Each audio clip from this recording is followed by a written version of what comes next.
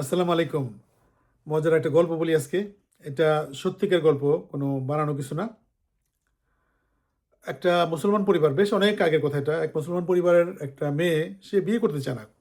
কোনো কারণেই হোক, সে বিয়ে করতে চায় না। কোনো অবস্থাতেই সে ইন্টারেস্টেড না বিয়ে করবে। তো অনেক চাপাচাপি করে ফ্যামিলিতে একটু কাজ হয় না, তখন ফ্যামিলি ফাদার মাদার করলো কি, তাদের যত আত্মীয়স্বজন সবাইকে ডাকলো একটা মিটিংয়ে। খালা, খালু, মামা, মামি, চাচা, চাচি, ফুফা, ফুফু যত আছে তাদের কাজিন-টাজিন সবাই আসলো আইসা মিটিং বসলো যে, "তুমি বিয়ে করবে না, বিয়ে করবে না কেন? তোমাকে বিয়ে করতে হবে। তুমি বড় হয়ে যাচ্ছ একটা মেয়ে, তুমি ঘরের বড় মেয়ে, তোমার জন্য অন্য অন্য অন্য মেয়েরা তো বিয়ে আটকে থাকবে। তো তুমি কি শর্তে বিয়ে করবে বলো? আমরা ওইটাই পালন করার চেষ্টা করব।" তো মেয়ে ভাবলো যে এমন একটা শর্ত দেই, যেই শর্তে তারা কোনো পাত্র খুঁজে পাবে না, এরকম একটা। সে মনে, মনে ঠিক করে তারপর বলল, "আচ্ছা ঠিক আছে, অ্যা বাবা আমি বিয়ে করতে রাজি আছি, কিন্তু পাত্র এভরি সিঙ্গেল ডে তাকে একবার করে কোরআন খতম করতে হবে। প্রত্যেক দিন তাকে কোরআন খতম করতে হবে একবার। আর তাকে সারা রাত তাকে আবাদত করতে হবে।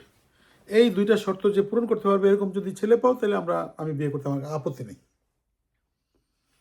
তো তারা ঠিক আছে, তা বলল ঠিক আছে, ওকে, আমরা সার্চ করি। তখন তারা খোঁজ করতে লাগলো পাত্র। তো পাত্র তাদের অনেক সব কিছুই পছন্দ, কিন্তু সেই পাত্ররা লাস্ট মোমেন্টে যখন শুনে যে তাকে প্রত্যেকদিন একবার করে কোরআন খতম করতে হবে আর সারা রাত তাকে ইবাদত করতে হবে, তখন দেখলো যে সে তো কোনো সময় পাবে না আর, মানে ঘুমানোরও সময় পাবে না। যে কী করবে? তো কেউই রাজি হয় না আরকি, হ্যাঁ? তো অনেকদিন গেল, কয়েকদিন গেল। তারপরে হঠাৎ করে এক ছেলে আসলো। ছেলে দেখতে শুনতে খুব স্মার্ট, শিক্ষিত ছেলে। তো ছেলের অন্যান্য সব দিকই পছন্দ হলো। তখন ছেলেকে শর্ত দেওয়া হলো যে, "আমার মেয়ের চয়েস, তোমাকে প্রত্যেকদিন একবার করে কোরআন খতম করতে হবে এবং তোমাকে সারা রাত ইবাদত করতে হবে, এভরি সিঙ্গেল ডে। এই শর্তে আমার মেয়ে তোমাকে বিয়ে করতে রাজি আছে।" তো ছেলে বলল, "আচ্ছা ঠিক আছে, আমার কোনো অসুবিধা নেই।" হ্যাঁ? তো ছেলে বিয়েতে রাজি হইল। তারপর বিয়ে শাদী হয়ে গেল আলহামদুলিল্লাহ। তো তারা আছে ভালোই। তো কয়েকদিন গেল যে মেয়ে দেখতেছে কি রে, সে তো কোরআন শরীফ তো তাকে পড়তে দেখি না রেগুলার, এরকম বইসা। তো এক খতম কোরআন সে দিচ্ছে না তো। তারপর তাকে তো সে ঘুমায় যায়। নামাজ পড়ে মসজিদ থেকে আইসা আ দেখবে ঘুমায় যায়। আবার ভোরে উইঠা বেতরা নামাজ পড়ে আবার চলে যায় সে মসজিদে। হ্যাঁ? মসজিদে গিয়ে আবার ফজর নামাজ পড়ে আসে। সে সারা রাত তো ইবাদত করে না। নামাজগুলি পড়ে সে মসজিদে গিয়ে দেখি আমি। তো ৫-৭ দিন যাওয়ার পরে সে বলল যে, "তোমার সাথে যে কন্ট্রাক্ট ছিল তুমি তো তা ফুলফিল করতেছো না। তোমার কথা ছিল তুমি প্রতিদিন কোরআন খতম করবা। তাইলে তোমার সাথে আমার সংসার করা হবে না। I don't need a husband." হ্যাঁ? তো মেয়ে মনে করলো যে চুক্তি ভঙ্গ করছি আমি, তাইলে আমার দরকার নেই আর বিয়ে করার। তাকে বিয়ের সাথে তার সাথে সংসার করার। তো ছেলে বলল, "দেখো, আমি প্রতিদিন ১ খতম কোরআন দেই।" কয়, "কখন তুমি কোরআন দাও? খতম দাও?" কই তো বলল, মেয়েকে বলল, "তুমি কি রাসূল সাল্লাল্লাহু আলাইহি ওয়াসাল্লামের হাদিস বিশ্বাস করো? তুমি কি?" তুমি বলল, "হ্যাঁ, রাসূল সাল্লাল্লাহু আলাইহি ওয়াসাল্লাম যা বলছেন এটা তো ট্রুথ। এটা তো কোনো অবিশ্বাসের কি আছে? অবিশ্বাস করলে তোমার ঈমানই থাকবে না।" বলল, "দেখো, আমি মিনিমাম ৩ বার সূরা ইখলাস পড়ি এবং রাসূল সাল্লাল্লাহু আলাইহি ওয়াসাল্লাম বলেছেন সূরা ইখলাসের মজেজা এত বেশি যে সূরা ইখলাস পড়া মানে কোরআনের 1/3 পড়ার সমান। তো আমি তো ৩ বার পড়ি মিনিমাম কোরআন, আ আ সূরা ইখলাস, কাজেই আমি তো কোরআন খতম হয়ে যায় আমার সেই হিসাবে।" তো মেয়ে চুপ করে আছে। কারণ রাসূল সাল্লাল্লাহু আলাইহি ওয়াসাল্লাম হাদিস বলেছে সে, তাইলে এটার মধ্যে আর কোনো কথা তো বলা যায় না। তারপর বলল, "তাইলে তুমি সারা রাত ইবাদত করো কখন?" বলে, "দেখো, রাসূল সাল্লাল্লাহু আলাইহি ওয়াসাল্লাম হাদিসও তো বিশ্বাস করো। উনি বলেছেন, রাসূল সাল্লাল্লাহু আলাইহি ওয়াসাল্লাম বলে গেছেন যে, যে ইমামের পিছনে ঈশার নামাজ পড়ে ঘরে ফিরল, আবার সকালবেলা গিয়ে আবার ফজরের নামাজ ইমামের পিছনে পড়ল জামাতে, এটা তার সারা রাতের ইবাদত হিসেবে ফেরেশতারা লিখবেন। এটা সারা রাত ইবাদত করার সমান।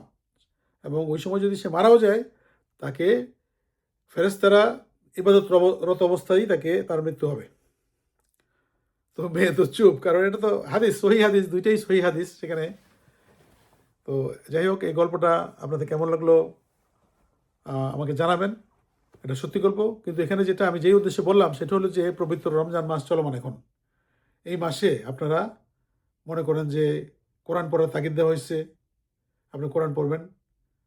আপনি আছে না, না পারলে যে সূরা ইখলাস 3 বার পড়লেন, এটাও কিন্তু মজেজা অনেক। কিন্তু কোরআন পড়বেন। কোরআন পড়ার রিমাইন্ডারটা আমি দিলাম। আরেকটা হলো আপনার